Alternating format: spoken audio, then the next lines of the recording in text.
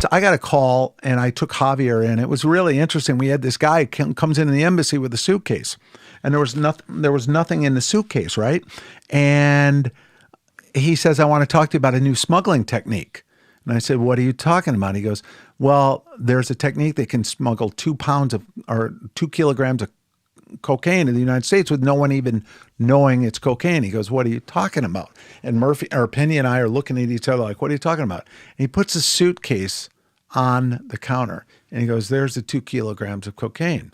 Obviously, what do? We open it. There's nothing in there. It looks less like a Samsonite bag. What it was a hard acrylic bag that they mixed the acrylic and all those substances, the composites, and blended cocaine into it, and they made a hard shell briefcase.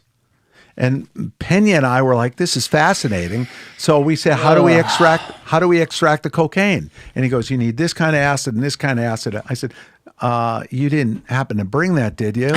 And he said, "I did, but they confiscated it at the front desk where you come into the embassy," which we knew they would. Could you imagine if these guys spent this time trying to cure cancer? We'd be there. We'd be there. But the guy...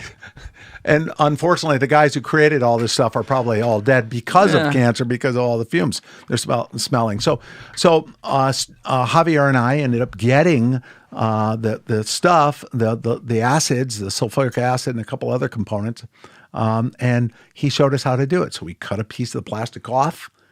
We poured this stuff in. We watched it fizz and everything. We put it in like a cotton rag. We went like this, and we got all the materials. All the liquid comes out on the bottom, and on the top is all the composites, the polymers that aren't cocaine. And there it is, powder.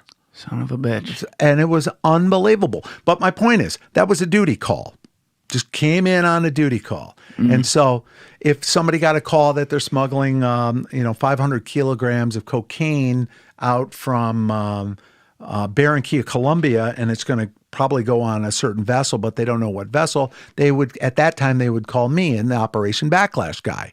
Or after I left Backlash, they called in another agent by the name of Steve, and he would take the information. So we all had a working knowledge.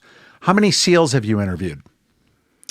It's actually a good question. I think I've had 0 in here so far. Okay, well, if you study the techniques of SEALs, they are all cross-trained.